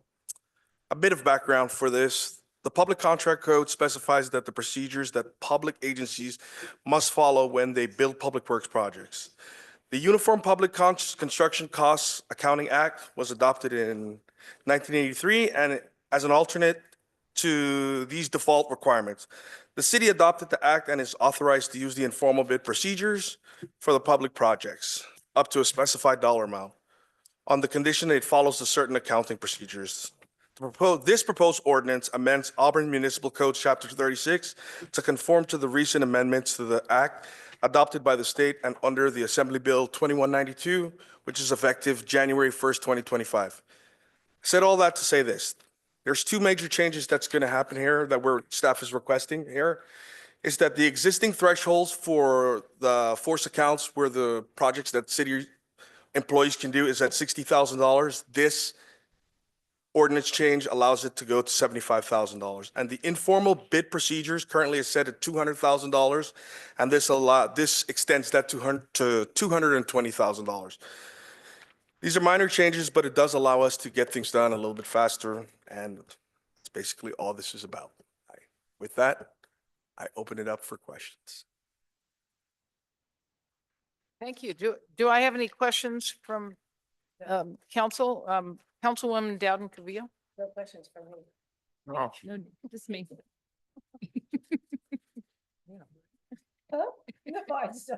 I just don't have any, it's pretty straightforward. I don't have any questions. I want everyone to raise their hand who does not have questions. That does not have questions. Very good. Okay, that leaves Councilwoman Riddell Harris. Thank you.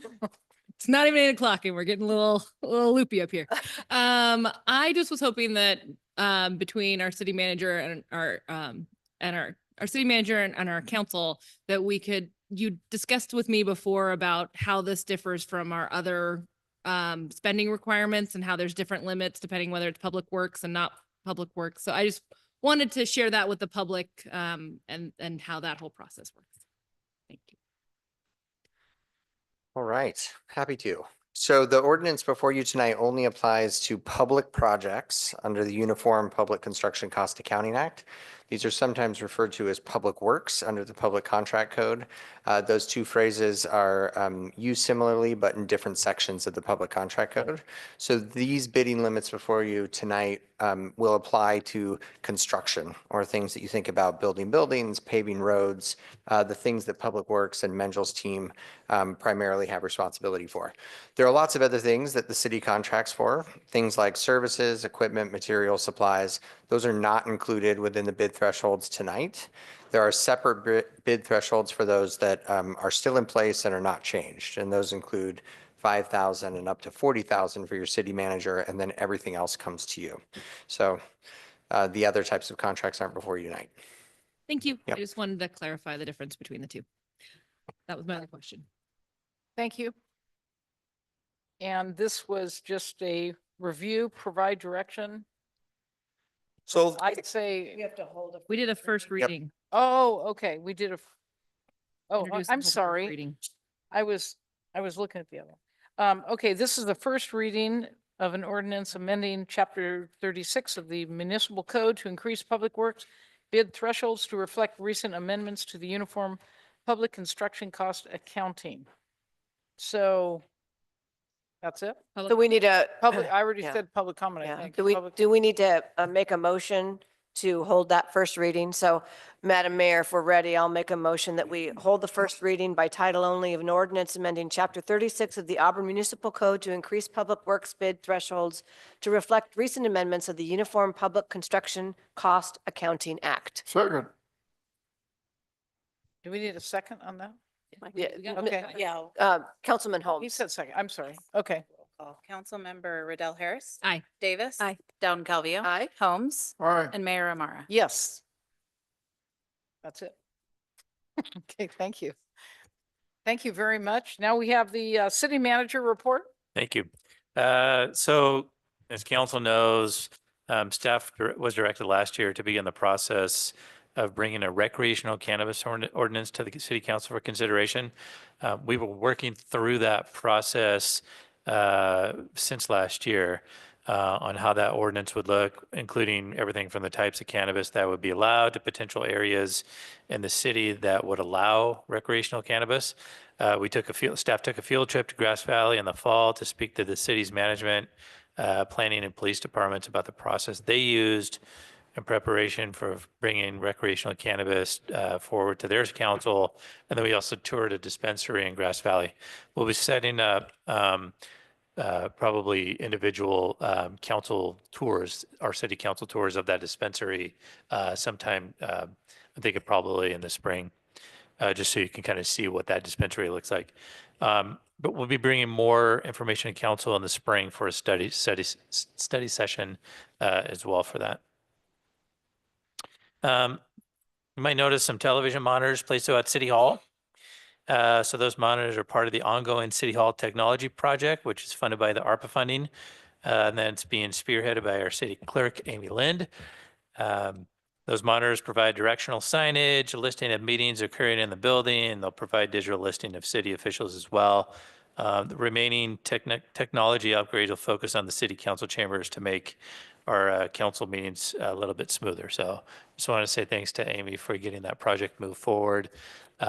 She does not have a lot of IT experience, although in the past year she's like an IT pro because she's been managing all that stuff for us. So thanks for that.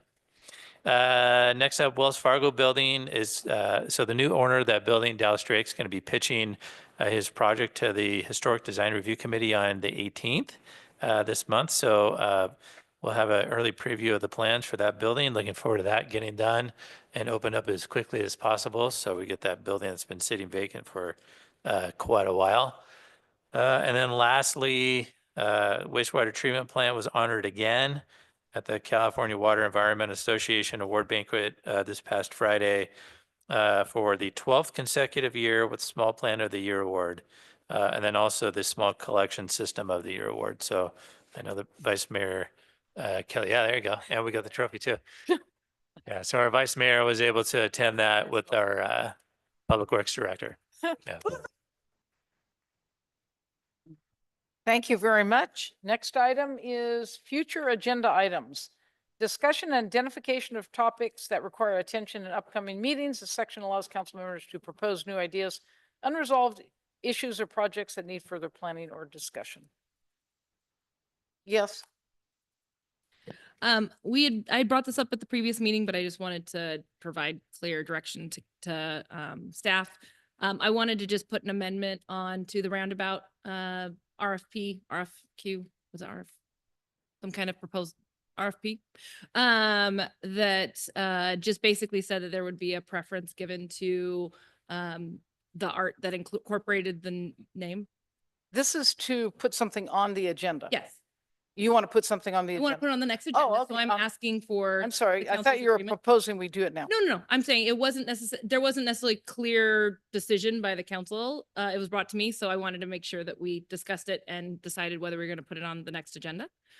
So I just had an interest in making sure that as people enter Auburn, that they know that they're entering Auburn by having. So I wanted to just not necessarily change the RFP, but put just an addendum or an amendment at the end of it that says that preference will be given to art that includes the name in a, easy to read way, rather than us having, I would hate to have beautiful art and us have to put like a huge sign that says Auburn in front of it. And, I'd rather have it all kind of go together in one big piece. Okay, and so that we don't discuss this whole matter here. Yep. We'll just thank you Yeah, for my your proposal. purpose. Mhm. We'll either say yes or no without an explanation. Okay, so if anybody is interested, you can let us know. Well, that issue has come up at the City Arts Commission. So, yes, but I think right now we're here to decide if we're going to put this back on the agenda in So we whenever, can- whenever staff can. Yeah, we don't want to have too much conversation on it because it's not agendized for It's not discussion. agendized, So we're not going to This have a isn't- conversation. this is- So it's is there awkward. any, yeah, it really is, but is anyone interested in agreeing to put it on the agenda? We need two more people, right? Two more or one more? Two more. We need two more. I am. just to I have. think you only need. We two, only right? need one more because we only need two right now. So. I that's thought you where need, we're at. I thought. Well, we're gonna, Not yet. We haven't changed the rules. we're looking at changes to our rules Gary, to, did you want to say something? Yeah, separate procedures. So you do have a procedure in a separate policy manual that allows two of you to do it. But when you're here at a meeting, you're going to follow the motion second and three of you putting it on an agenda. So there So- has to be three. Okay. So there is, so. So Cal- right now. There's a motion and a I'm- second, so you now can there's take a only vote two. and So now do we take a vote? you Okay, can. Yeah. Okay, so, we're getting used to this new process. Yep. okay, so there's been a motion to put the appeal, I guess. you An call it, ad- An addendum. addendum to the roundabout on the agenda, Mhm. and there's been a second. So I guess you can call roll. Sure. Councilmember Riddell Harris. Aye. Davis. Aye. Dowden Calvillo. just to the motion, you're asking that we amend the RFP to award preference points? I'm asking for us to talk about that at the next meeting. We're not making a decision. We're just deciding whether we want to put that And- item on and- the agenda next meeting. The only other clarification is if there's a meeting that's jam-packed and it can't be the next meeting, you'd be okay with Well, some meeting in the staff near has the abi- future. The Mr. City Manager has the ability to move items around. Yeah, right. So, Okay. Yeah. Okay, just to discuss it, I'll just say to aye. discuss it. Okay, aye. And Councilmember Holmes. Mayor Amara. No. That passes, so it'll be on some agenda in the near future. Whenever it can fit. Yeah. When it can wherever- That, that, wherever. that, there's so much. Okay, city It's council so long. committee reports. Councilman Holmes? No. Councilwoman Dowden Cavillo? Sorry, a lot of my meetings are next week, but I will be traveling next week for League of Cities for our quarterly board meeting down in Southern California. So just wanted to report that. I'll have a report at our next meeting. Thank you very much. Councilwoman Riddell Harris Nope, I'm good. and Councilwoman Davis. Thanks. Yep, just want to echo congratulations to Public Works for their Plant of the Year Award and Collection System of the Year Award. We had a fun evening at Top Golf. Angel's son walked away the big winner of a PS5. So lucky little guy. And then also Economic Development is working on marketing for the new logo project. So that's in motion. Thank you. Thanks for attending that too. Oh, my pleasure. Attended the art. Was able to judge for the art we have out in the hall there, and that was an honor and very fun. So go check it out. It's really beautiful. It is the theme was Auburn, and so you'll notice that there's some very nice depictions of Auburn surrounding areas. Oh, and the other judge was none other than our clerk, Amy Lind. So if you don't like what we picked, you can blame us. And then we had an artist that really helped us, and that's Randy Smith. Yes. So it was very interesting though. And there will be though, they are having a reception, and that's going to be this Thursday, is February 13th, right? This Thursday from 5:30 to 7:30. So stop by for the reception. And then, GSEC, we met, and that was really interesting. I really enjoyed it. Our city manager was there. We had Jonathan was there, and Troll, and the other one, Joe Figueroa. Anyway, it was wonderful. They really got some insight into what our needs are, and I think they're going to work. Sounded like they're going to work really hard to help us with hotels and trying to bring maybe some smaller businesses up in this area. They likened us to what city in Oregon? Not Bend. It wasn't Bend. It was a smaller one. But anyway, they said there's no reason why Auburn can't be as good as it's. No, it wasn't Ashland. It was anyway. No, not that either. But I should have wrote it down. Wait, did I write it down? So in any case, it was very exciting to be a part of that and listen. And I think having Bosch just down the road, and then I heard Rancho Cordova has a really nice, a big money producer entity.